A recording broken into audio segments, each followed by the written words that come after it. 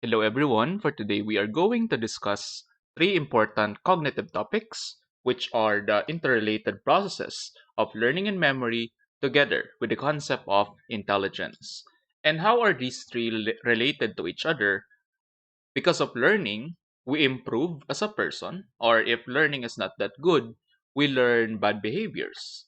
Because of memory, we remembered what we learned, and you are who you are today because of you are the product of all your learning. And intelligence is our overall intellectual capacity, which may be influenced by academic and non academic factors.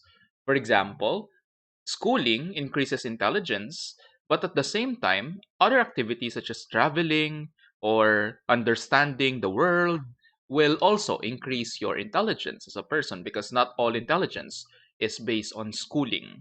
So these are three interrelated cognitive processes that I want us to understand for today. So let's begin this discussion by looking at learning. So, what is learning? Learning is defined as the enduring changes in behavior that occur with experience. Under this, basically, this statement is assuming that you learn through experience. That the more experience that you have, hopefully, you will also improve as a person. That's why older people have better skills at handling things compared to younger people. For example, I would assume that an older individual will be more efficient in, say, for example, fixing a car compared to a new driver. I think that an older psychologist will make faster and better decisions compared to a newbie psychologist. So that is the essence of learning. If a grade 10 or a 10th grader is better cognitively than a second grader. Hence, learning and memory work together because if you simply learn but you don't remember what you learned, then you are not going to improve at all. For example, it will be hard if you are now 20 years old but you don't know how to perform addition, subtraction, multiplication. Then how are you going to survive in, for example, the corporate setting or when you are going to the market to buy some food or some stuff, then it will be hard for you to compute for the expenses. Other than that, learning occurs when information moves from short term to long term memory. Later, we're going to talk about memory as well. And it says here that learning occurs when there's a transfer from short term to long term memory. Because when we try to remember things or when we try to encode things to our mind or to our brain, it moves from short term to long term memory. And let me tell you that not all memories that are in the short term will eventually be encoded in the long term memory because maybe those some other experiences are not really that important for it to be encoded in the long-term memory.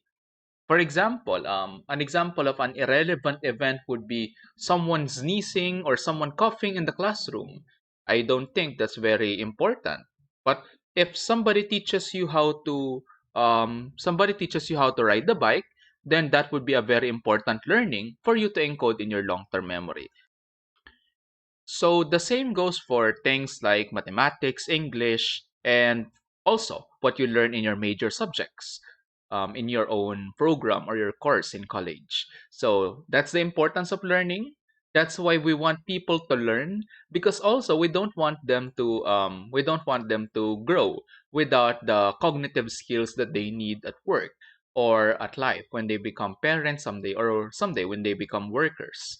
So that's how important learning is. And let's begin by allow me to present to you one of the perspectives in learning. And this is what we call a classical conditioning by Ivan Pavlov. Okay?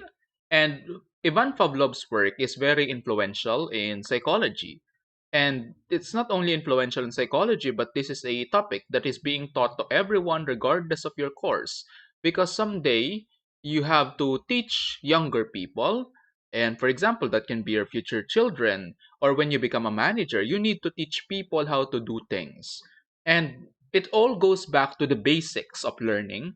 And one of the theories that presents us with a basic understanding of learning is classical conditioning.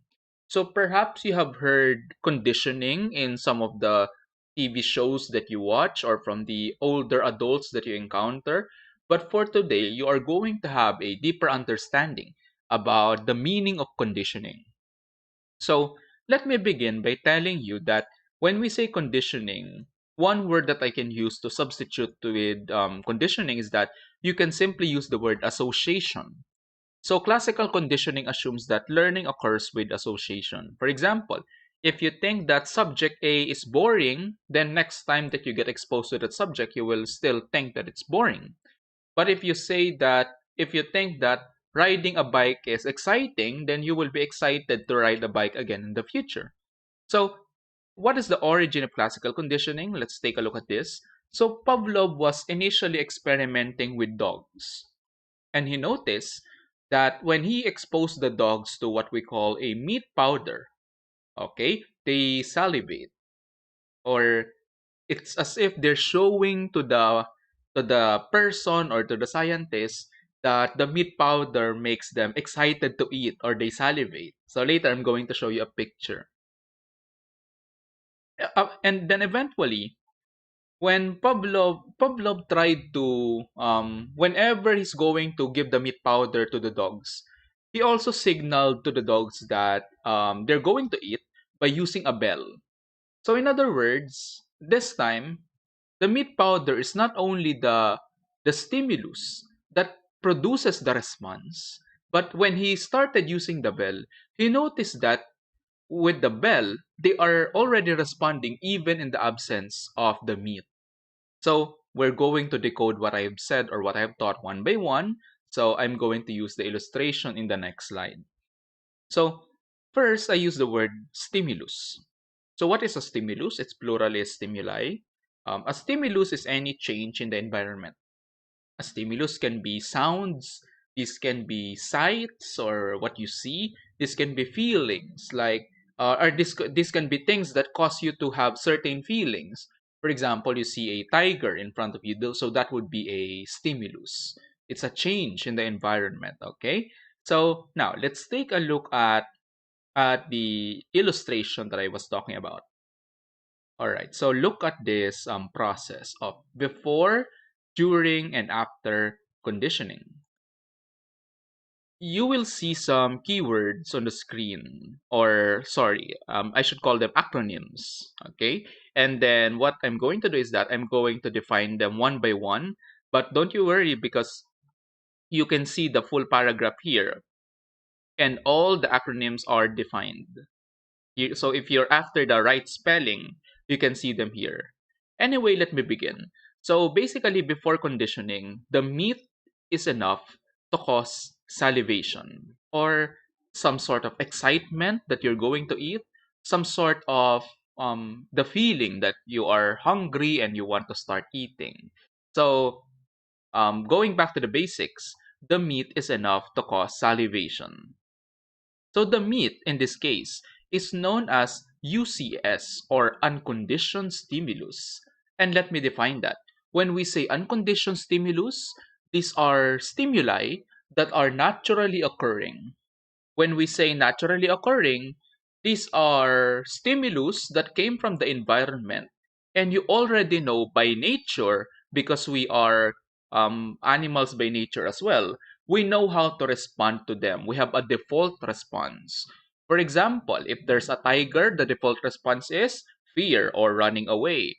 If there's food, the default response is pleasure or happiness. What else? So the same goes for breathing. So breathing makes us comfortable. But if you are not being able, but if you're, for example, you're being choked and you cannot breathe, then the response would be, I'm afraid of this because this is painful. So in the case of meat or food, the response of the dog is salivation. As a That's the biological response or the response coming from the evolutionary standpoint. Then eventually, Pavlov tried ringing the bell. However, since the dog is not yet being taught how to respond to the bell, or the dog doesn't know yet what's the meaning of the bell, there was no response. So what did he do? What he did is that he tried to ring the bell. Then immediately after presenting the bell, he will present the meat. Remember, the dog responds to the meat, but not to the bell. So what will happen if I present the bell and the meat at the same time? There will be a response, or the dog will salivate once again. So what is the term being used for the bell? It is the neutral stimulus because it doesn't elicit, it doesn't result to any response, while we are still calling the meat the unconditioned stimulus. But if you do this, for example, 10 times, 20 times, or 100 times, if it's hard for you to teach your dog, eventually your dog will learn. And then look what happened after conditioning. Even in the absence of the meat, look, there's no meat in this picture as right now, but only the bell. So in the presence of the bell, only the bell was presented, the dog is already salivating. So that's an example of successful conditioning. Even in the absence of the original stimulus, you will produce the same response. And what is the term being used now for the bell? It is no longer neutral because it's now producing a response. It is referred to as conditioned stimulus. Okay, so that is what we call classical conditioning. So it is very useful for you to understand the meaning of classical conditioning because everybody can be conditioned. For example, teaching your children not to hate math because maybe they have been conditioned that mathematics is scary. Or perhaps you are trying to condition your children that if you talk back to me, I'm going to scold you. So what will the child do next time? He will no longer talk back to you. If your child is starting to say bad words, for example, he's saying the words that you don't allow to be heard at home or to be spoken at home, that's the essence or that's the importance of immediate punishment because you don't want something like this that when a child says a bad word the parent will laugh or the parent will smile because the smile reinforces the child and that's the reason why the child keeps on saying bad words. So that's the essence of conditioning.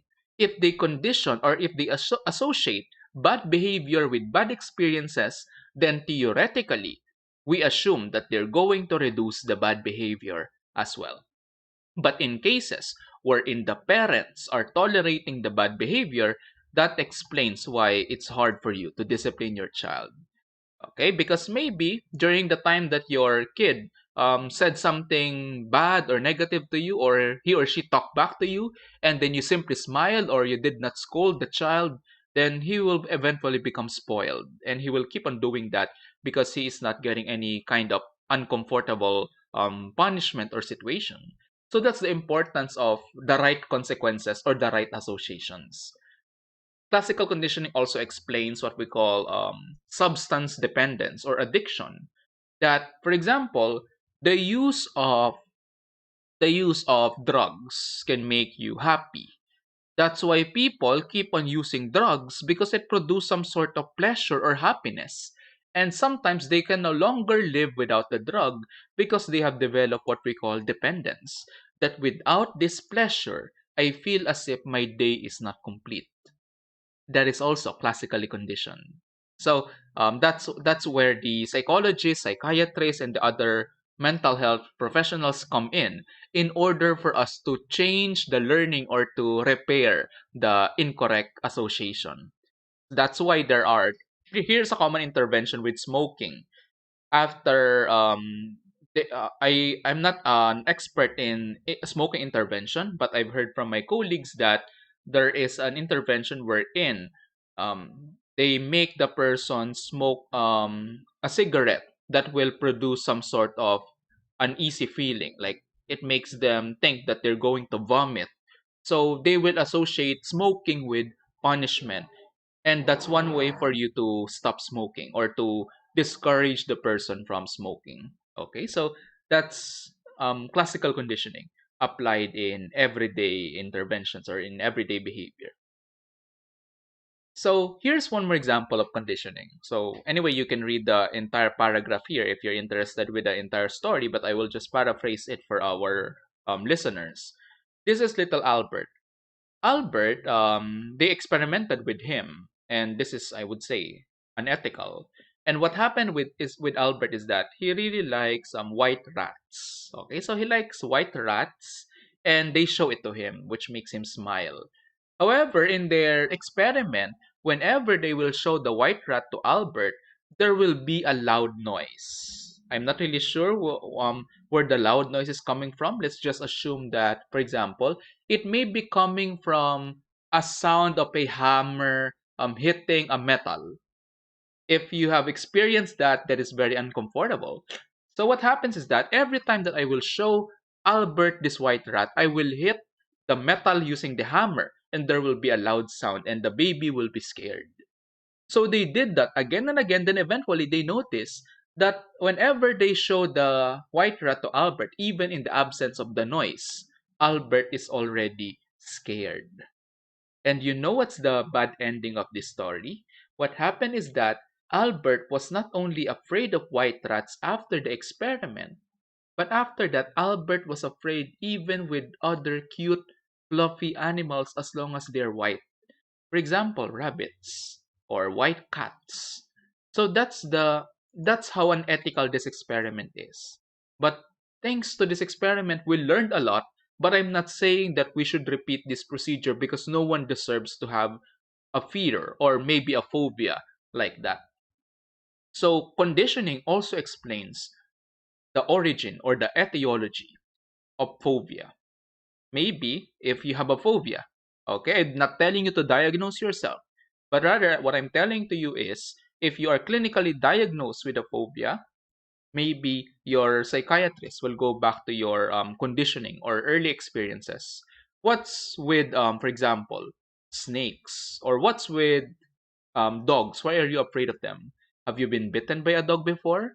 And that is the uncomfortable situation that you have associated with dogs.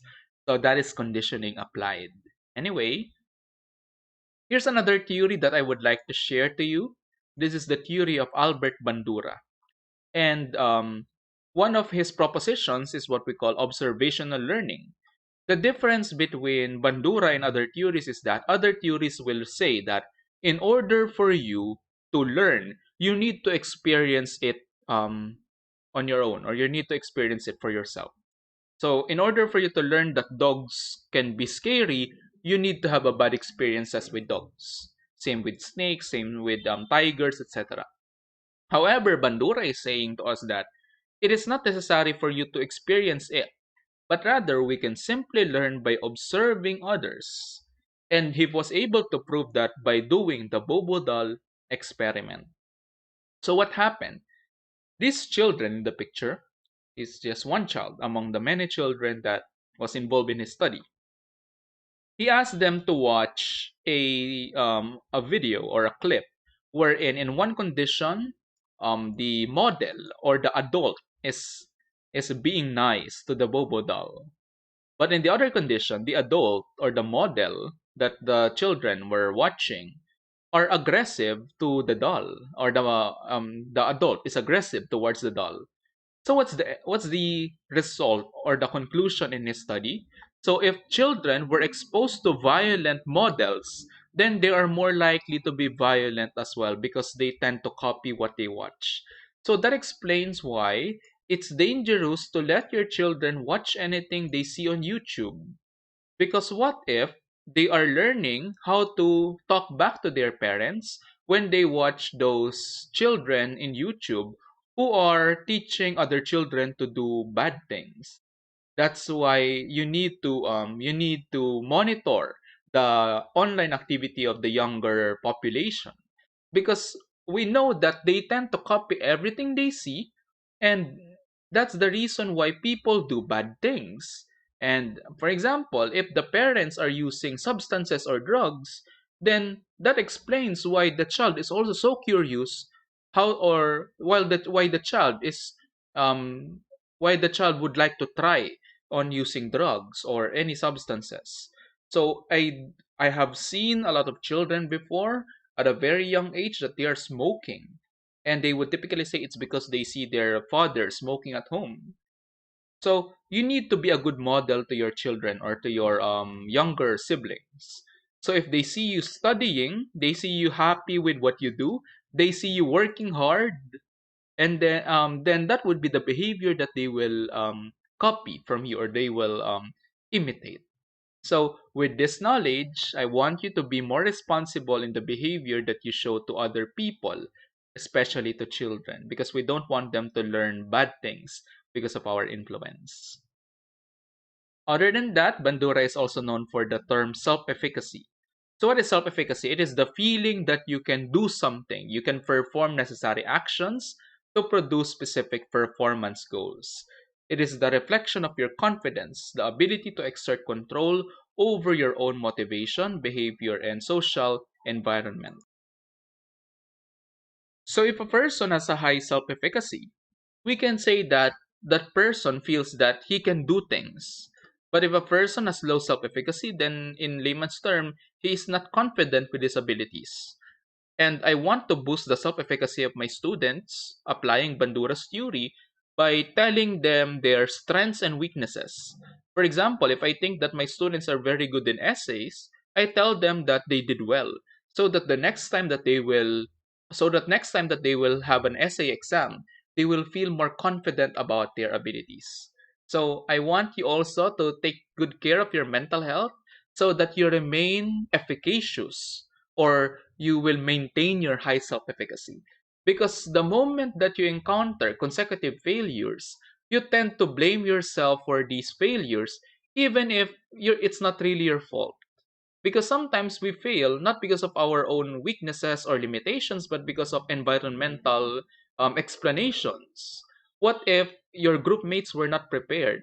What if the standards of your teacher are very high and you were not able to reach that standard? Okay, so it's not always our fault why we fail an exam or why we fail at things, but it's important for you as well to maintain your self-efficacy and for you to have a conscious measurement of your ability. So, do you really think that you're competent in this area? Are you really good in, for example, riding a bike, in cooking?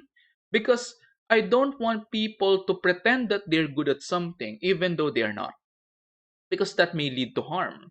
For example, you pretend as if you're good in medicine, so you go online and then you publish a blog about the origin of the coronavirus. But you did not have any training in medicine, so that will do more harm than good. So it's important for you to have congruence as well, just like what you learned from Carl Rogers.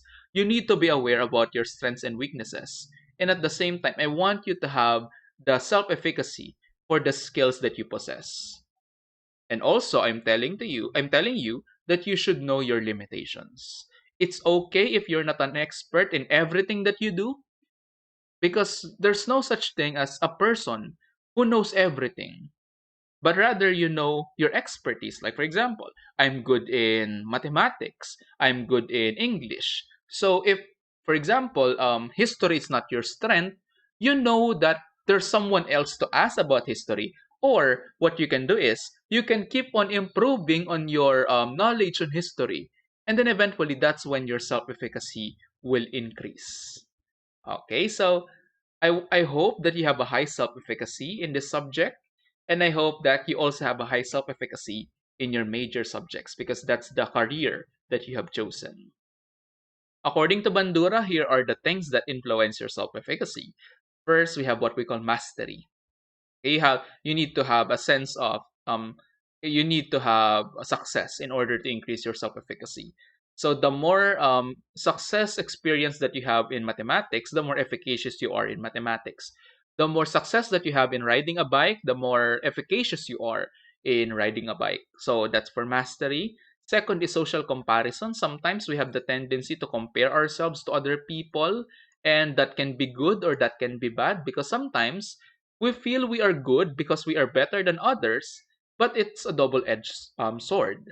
What if you feel as if you're not good because you keep on comparing yourself to another person, but actually you're good in mathematics, but because of the presence of one math genius in your class, you think that you are not, you think that you're terrible.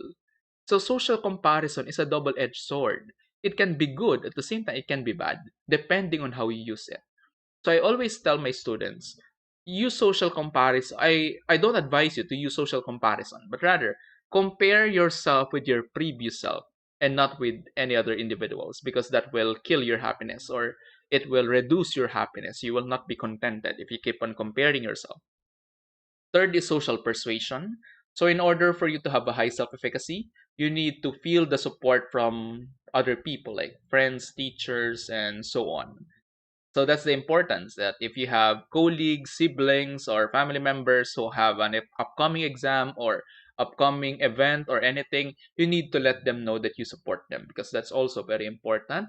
And finally, emotional and physiological states. Bandura is telling us that if we are going to perform something, we need to be calm, or we need to be in control of our emotions, because if we let our emotions get the best of us, that's when we struggle, or that's when we fail.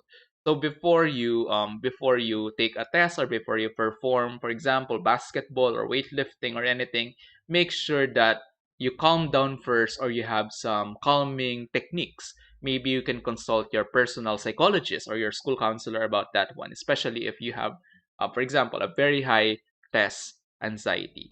So that's also essential in self-efficacy. Okay. So that's for the first part of our discussion in learning memory and intelligence. And in the second part of this lecture, we are going to talk about memory and intelligence. So wait for the second part, and that would be the continuation of this lecture. Thank you, and have a nice day.